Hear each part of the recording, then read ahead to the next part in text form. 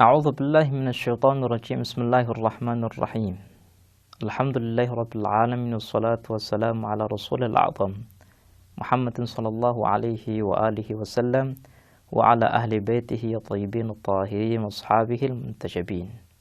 Para pemirsa dan pendengar yang kami hormati, pada kesempatan yang lalu kita telah menyebutkan bagaimana Syekh Ja'far Subhani menjelaskan bahwa Al-Quran dengan jelas mengatakan imam itu harus maksum. Tidak mungkin seorang imam itu melakukan dosa meskipun dosa tersebut adalah dosa kecil. Mustahil seorang imam akan berbuat salah meskipun kesalahan tersebut dilakukan karena lupa atau tidak tahu.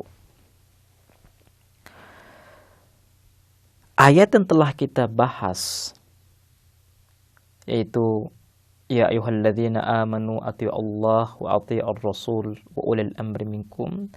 Ayat ini merupakan ayat yang paling jelas dalam menjelaskan khususiyah sifat seorang imam, yaitu ismah. Dan ini pun secara jelas disinggung oleh Fakhrul Razi dalam tafsir kabirnya, di mana beliau mengatakan innallaha ta'ala amara bi ta'ati ulil amri ala sabilil jazmi fi hadhihi al-ayah wa min amrillahi bi ta'atihi ala sabilil jazmi wal qat'i la budda wa an yakuna ma'suman 'anil khata' idh لو لم يكن معصوما عن الخطأ كان بتقدير إقدامي على الخطأ يكون قد أمر الله بمتابعته فيكون ذلك أمرا بفعل ذلك الخطأ والخطأ لكونه خطأ منهي عنه. Ini merupakan satu penjelasan tulus dan satu kepercayaan tulus Fakhrul Razi dalam menjelaskan ayat yang terkait dengan imam, di mana Fakhrul Razi dengan jelas mengatakan bahwa ketika Allah Subhanahu wa ta'ala memerintahkan kita untuk taat kepada ulil amri tanpa embel-embel sedikit pun, tanpa syarat sedikit pun, maka artinya ulil amri ini harus maksum, harus terbebas daripada kesalahan. Kenapa? Karena ketika ulil amri ini melakukan salah, maka artinya Allah Subhanahu wa ta'ala memerintahkan kita untuk melakukan kesalahan, dan memerintahkan melakukan kesalahan merupakan kesalahan pula.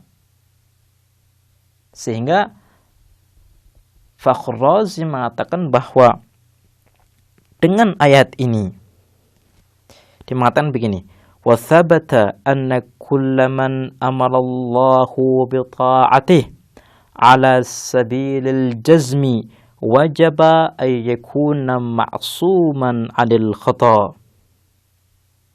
فثبت قطعا أن أولي الأمر المذكور في هذه الآية لا بد وأن يكون معصوما. Ini adalah penjelasan indah dari Syekh Fakhrul Razi terkait dengan madmun atau kandungan ayat tersebut. Dengan penjelasan yang telah kami sebutkan, kata Fakhrul Razi, maka ada satu kesimpulan yang pasti, thabata, setiap orang yang Allah Subhanahu wa ta'ala mewajibkan untuk taat kepadanya, maka orang tersebut harus maksum dari kesalahan. Dan juga Syekh Fakhrul Razi menjelaskan bahwa ayat ini dengan jelas mengatakan bahwa ulil amri adalah seseorang yang maksum. Ini merupakan satu penjelasan indah dari Syekh Fakhrul Razi yang merupakan orang yang alim, yang merupakan orang yang masyhur dengan keilmuannya di tengah-tengah para ulama. Setelah kita menyebutkan ayat yang pertama ini, kita ingin berpindah kepada ayat yang kedua. Ayat yang kedua adalah ayat yang berbunyi A'udzubillahi minasyaitonirrajim. Bismillahirrahmanirrahim. Wa idzibtala Ibrahima rabbuhu bikalimatin fa'atammahunna qala inni ja'iluka lin-nasi imama qala wa min dzurriyyati qala la yanalu ahdil zalimin. Ayat ini adalah ayat yang berkaitan dengan imamah yang disandang oleh Nabi Ibrahim alaihissalam, di mana setelah Allah Subhanahu wa taala menguji Nabi Ibrahim dengan berbagai ujian dan Nabi Ibrahim lulus dalam ujian, maka Allah Subhanahu wa taala menjadikan dirinya sebagai seorang imam. Kemudian Nabi Ibrahim alaihissalam minta kepada Allah supaya maqam imamah juga diberikan kepada zurriyahnya, kepada keturunannya. Tapi apa jawab Allah? Allah mengatakan la yanalu ahdil zalimin. Tidak akan pernah disandang jabatan imamah ini untuk orang-orang yang zalim. Untuk bisa menggunakan ayat ini sebagai argumentasi ismah seorang imam, kita perlu membahas terlebih dahulu, membuktikan terlebih dahulu bahwa maqam imamah ini maksud dalam ayat ini bukanlah maqam nubuwah dan risalah. Untuk bisa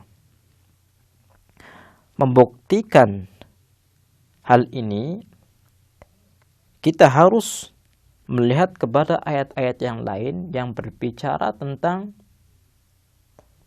keutamaan dan makom yang telah Allah berikan kepada Nabi Ibrahim alaihissalam. Syekh Ja'far Subhani, beliau dalam rangka untuk membuktikan bahwa imam di sini adalah jabatan yang berbeda dengan jabatan Nabi dan Rasul, beliau membawakan satu ayat Al-Quran yang tertera di surah An-Nisa ayat 54, di mana beliau mengatakan, Allah Subhanahu wa taala berfirman, am yahsuduna an-nasa ala ma atahumullah min fadlih faqad atayna ala Ibrahim al-kitaba wal hikmata wa atainahum mulkan azima. Mereka orang-orang yang tidak menyukai risalah, yang tidak menyukai hukum-hukum Allah Subhanahu wa taala, yang tidak menyukai para wali-wali Allah Subhanahu wa taala, mereka iri dengan apa yang diberikan oleh Allah Subhanahu wa taala kepada sebagian hamba-hambanya. Di mana dalam ayat ini Allah Subhanahu wa taala dengan jelas mengatakan bahwa kami telah memberikan kepada keluarga Ibrahim kitab, hikmah, dan juga mulkan azima. Mulkan azima adalah satu kekuasaan yang besar, yang agung. Untuk bisa memahami dan membuktikan bahwa mulkan azima adalah jenis kepemimpinan, maka Syekh Ja'far Subhani membawakan berbagai ayat Al-Quran yang menjelaskan bahwa mulkan aziman ini adalah satu kepemimpinan sosial dan politik.